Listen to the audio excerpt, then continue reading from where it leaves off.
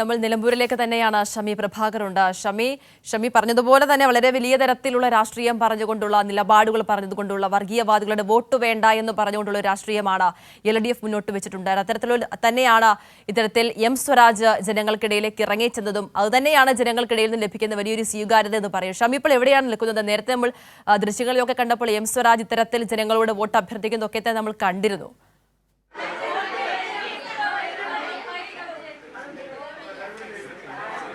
അതിന് ഞങ്ങൾ ഇപ്പോൾ നിലമ്പൂർ മുനിസിപ്പാലിറ്റിയിലാണുള്ളത്. ഇവിടെ ഈ ഹരിതകർമ്മസേനയിലെ പ്രവർത്തകരാണ് ഇപ്പോൾ എം സ്വരാജിനോടൊപ്പം ഉള്ളത്. അദ്ദേഹം ഇവിടെ എത്തി അവരുടെ ഒരു സ്നേഹവും ഒരു ഐക്യപ്പെടലും ഒക്കെ നമുക്ക് ഈ ദൃശ്യങ്ങളിൽ കാണാൻ കഴിയും. ഇവിടെ ഏതാണ്ട് 50ഓളം പേർ എത്ര പേരുണ്ട് ഇവിടെ?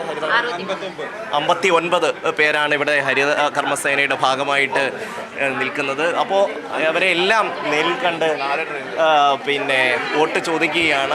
അവരുടേതായ പ്രശ്നങ്ങൾ, സ്ത്രീകളാണ് ഈ ഹരിതകർമ്മസേനയുടെ ഭാഗമായിട്ട് നിൽക്കുന്നതിൽ വലിയൊരു ശതമാനവും.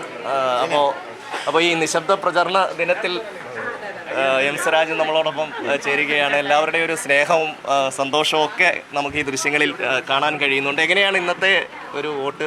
അതെ, വളരെ സന്തോഷമുള്ള സന്ദർഭമാണ്. ഈ ഹരിതകർമ്മസേന അംഗങ്ങളെ കാണാൻ ഇന്ന് വരാൻ തന്നെയാണ് നേരത്തെ ഉദ്ദേശിച്ചിരുന്നതാണ്. അപ്പോൾ മറ്റ് പര്യടന പരിപാടിയുടെ ദിവസം ഇവരെല്ലാവരെയും കാണാൻ 9:15 വന്നാലാണ് സൗകര്യപ്രദമായൊരു സമയം. അപ്പോൾ ഇന്ന് വരാമെന്ന് മുൻകൂട്ടി നിശ്ചയിച്ച് തന്നെയാണ് വന്നു. എല്ലാവരെയും കണ്ടു. സാധാരണഗതിയിൽ ഇത്തരത്തിലുള്ള ജോലികളിൽ ഏർപ്പെടുന്നവരെല്ലാം പൊതുവിൽ ഇടതുപക്ഷത്തെ പിന്തുണയ്ക്കുന്നവരാണ്. അത് കേരളത്തിൻ്റെ ഒരു പൊതു സ്വഭാവം കൂടിയാണ്. എല്ലാവരും വലിയ സ്നേഹവും ഐക്യദാർഢ്യവും പിന്തുണയും ഒക്കെയാണ് അറിയിച്ചിട്ടുള്ളത്. അതിൻ്റെ ആഹ്ലാദത്തിലാണ് ഞങ്ങളെല്ലാം. കുറേ ഇഷ്യൂസ് ഒക്കെ അവർ പറയുന്നത്. അതെ, അത് അവരുടെ കൂട്ടത്തിൽ ഒരാളുടെ ചികിത്സയുടെ സഹായവുമായി ബന്ധപ്പെട്ട കാര്യമാണ്. ഞാൻ പിന്നെ അവരുടെ തൊഴിലിൻ്റെ പ്രത്യേകതകളും അതിൻ്റെ വിശദാംശങ്ങളൊക്കെ ചോദിച്ച് മനസ്സിലാക്കിയതായിരുന്നു. ഇങ്ങനെയുള്ള സന്ദർഭങ്ങളിലാണല്ലോ അവരിൽ നിന്ന് വിവരങ്ങൾ മനസ്സിലാക്കാൻ സാധിക്കുക. ഓക്കെ, അപ്പോൾ എല്ലാവർക്കും സന്തോഷമായല്ലോ.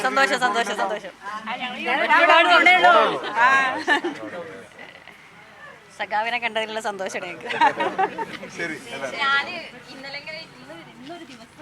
അപ്പോൾ ഇതാണ് ഇവിടുത്തെ ഇന്നത്തെ നിശബ്ദ പ്രചരണ ദിനത്തിലെ ഒരു കാര്യം. ഇന്ന് വൈകിട്ട് വരെയും സ്വരാജ് വിവിധ കേന്ദ്രങ്ങളിലേക്ക് പോകുന്നുണ്ട്. ഞാൻ നേരത്തെ പറഞ്ഞു വന്ന ഒരു രാഷ്ട്രീയം, പ്രതിപക്ഷ നേതാവ് ഇന്നലെ ഇതുമായി ബന്ധപ്പെട്ട് വി പ്രകാശുമായി ബന്ധപ്പെട്ട് അദ്ദേഹത്തിൻ്റെ ആ വാക്കുകൾ കോൺഗ്രസിൻ്റെ വലിയൊരു വിഭാഗം പ്രവർത്തകരെ വലിയ തോതിൽ വേദനിപ്പിച്ചിട്ടുണ്ട് എന്ന യാഥാർത്ഥ്യം നിലനിൽക്കുകയാണ്. എന്തിനാണ് വി പ്രകാശിൻ്റെ വീട്ടിൽ പോകുന്നതെന്നൊരു ചോദ്യമാണ് പ്രതിപക്ഷ നേതാവിൻ്റെ ഭാഗത്ത് നിന്ന് ഉണ്ടായത്. ആ ചോദ്യം ഈ നാട്ടിലെ കോൺഗ്രസ്സുകാരായ മറ്റ് മതേതര വിശ്വാസികളായിട്ടുള്ള ആൾക്കാരെ ഭയങ്കരമായി വേദനിപ്പിക്കുന്നു.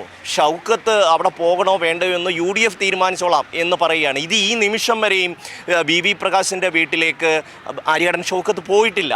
അപ്പോൾ സ്വാഭാവികമായി മാധ്യമപ്രവർത്തകർ ചോദിക്കുകയാണ്, അപ്പോൾ അവിടേക്ക് പോകുന്നില്ലേ എന്നൊരു ചോദ്യം ചോദിക്കുമ്പോഴാണ് പ്രകോപനപരമായിട്ടാണ് പ്രതിപക്ഷ നേതാവ് അക്കാര്യത്തിൽ പ്രതികരിക്കുന്നത്. അതെന്ത് വേണം എന്ന് ഞങ്ങൾ തീരുമാനിച്ചോളാം, നിങ്ങളൊന്നും ആ കാര്യത്തിൽ ഇടപെടേണ്ട എന്നൊരു മറുപടിയാണ് പ്രതിപക്ഷ നേതാവിൻ്റെ ഭാഗത്ത് നിന്ന് ഉണ്ടാകുന്നത്. അത് കേട്ടുകൊണ്ടിരിക്കുന്നത് ഈ സംസ്ഥാനത്തെ എത്രയോ കോൺഗ്രസ് പ്രവർത്തകരാണ്. അങ്ങനെ ഒരു രാത്രി കൊണ്ട് മറന്നുപോകാൻ പറ്റുന്ന ഒരാളാണോ വി പ്രകാശ് എന്നൊരു വലിയ ചോദ്യം എല്ലാ ഭാഗത്തു നിന്നും അന്നേരം മുതൽ ഉയരുന്നുണ്ട്. സോഷ്യൽ മീഡിയയിലൊക്കെ വലിയ തോതിൽ ആ കാര്യത്തിൽ പ്രതിഷേധമുയരുന്നുണ്ട്. എന്ത് മനസ്സാക്ഷിയാണ് ഈ നേതാക്കന്മാർക്കുള്ളത് എന്നാണ്.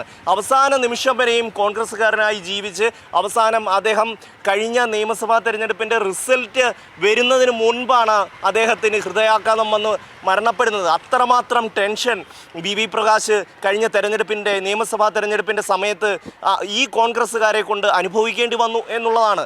അദ്ദേഹത്തിൻ്റെ UDFൻ്റെ കൺവെൻഷൻ വേദിയിലേക്ക് ആര്യാടൻ ഷൗക്കത്ത് വരുന്ന സമയത്തെ ആ ദൃശ്യങ്ങൾ ഇപ്പോഴും സോഷ്യൽ മീഡിയയിൽ വലിയ തോതിൽ പ്രചരിക്കുന്നുണ്ട്. അദ്ദേഹം വളരെ സ്നേഹത്തോടു കൂടി വി പ്രകാശ് കൈനീട്ടുകയാണ് ആര്യാടൻ ഷൗക്കത്തിന്. പക്ഷേ അദ്ദേഹത്തിൻ്റെ പ്രകാശിൻ്റെ കൈ തട്ടി നീക്കിക്കൊണ്ട് ആര്യാടൻ ഷൗക്കത്ത് ആ വേദിയിലേക്ക് പോകുന്നു. പിന്നീട് വീണ്ടും വി പ്രകാശ് അദ്ദേഹത്തെ തൻ്റെ അടുത്തുള്ള ഒരു സീറ്റിൽ ഇരിക്കാൻ ക്ഷണിക്കുന്നു. അപ്പോഴും അദ്ദേഹം അത് തള്ളിമാറ്റി നടന്നു പോവുകയാണ്.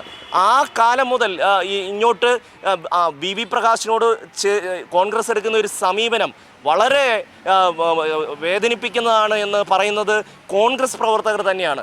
അതിൻ്റെ ഒരു പ്രതിഷേധം വലിയ തോതിൽ കോൺഗ്രസിൻ്റെ നേതാക്കന്മാർക്കിടയിലുണ്ട്, അണികൾക്കിടയിലുണ്ട്. കാരണം അത്രമാത്രം സ്വീകാര്യതയുള്ള ഒരു മനുഷ്യനായിരുന്നു. എന്നാൽ ഇന്നലെ പ്രതിപക്ഷ നേതാവ് ആ മറുപടി പറഞ്ഞപ്പോഴാണ് അത് കുറെ കൂടി തീക്ഷ്ണമായത്. അദ്ദേഹം എന്നാൽ അതിൽ ഒരു മാന്യമായ ഒരു മറുപടി പറഞ്ഞിരുന്നുവെങ്കിൽ തീർച്ചയായിട്ടും ഈ ഒരു ബുദ്ധിമുട്ട് ഉണ്ടാകുമായിരുന്നില്ല എന്നാണ് കോൺഗ്രസ് പ്രവർത്തകർ പറയുന്നത്.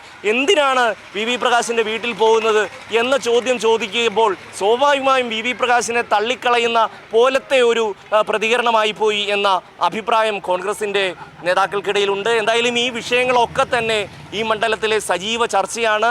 ഇന്നലത്തെ പ്രതിപക്ഷ നേതാവിൻ്റെ ആ വാക്കുകൾ അത് മുറിപ്പെടുത്തിയിട്ടുള്ളത് ഈ നാട്ടിലെ കോൺഗ്രസിൻ്റെ പ്രവർത്തകരെ തന്നെയാണ്, കോൺഗ്രസിന് വേണ്ടി ആത്മാർത്ഥമായി പ്രവർത്തിക്കുന്നവരെ തന്നെയാണ്. കാരണം കുറച്ച് മനസാക്ഷിയുള്ള കോൺഗ്രസ്സുകാർ വി പ്രകാശിനെ ഇപ്പോഴും ഹൃദയത്തിൽ സൂക്ഷിക്കുന്നുണ്ട്. വി പ്രകാശിൻ്റെ ആ ഒരു പ്രവൃത്തിയും അദ്ദേഹത്തിൻ്റെ ആ ഒരു കാലയളവും അദ്ദേഹത്തിൻ്റെ ഒരു പെരുമാറ്റവും എല്ലാം എതിരാളികളിൽ പോലും ഒരു ബഹുമാനം സൃഷ്ടിക്കുന്നതായിരുന്നു. എം സ്വരാജ് അടക്കം അക്കാര്യം പറഞ്ഞിട്ടുണ്ട്.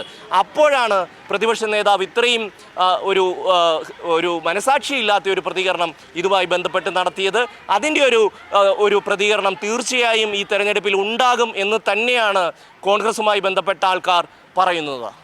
ആതിര, ശരി, വ്യക്തമാണ്. ഷമി സൂചിപ്പിച്ചതുപോലെ തന്നെ വളരെ വലിയൊരു പ്രതിസന്ധി ഘട്ടത്തിലൂടെ UDF കടന്നു പോകുന്ന ഒരു സാഹചര്യത്തിലാണ് നിലമ്പൂർ മറ്റൊരു തെരഞ്ഞെടുപ്പിനെ നേരിടുന്നത്. അതേ ഘട്ടത്തിൽ തികഞ്ഞ ആത്മവിശ്വാസത്തിലാണ് LDF ക്യാമ്പ് എന്നുള്ളത് കൂടിയുണ്ട്. ഷമി പ്രഭാകറാണ് വിശദാംശങ്ങൾ നൽകിയത്.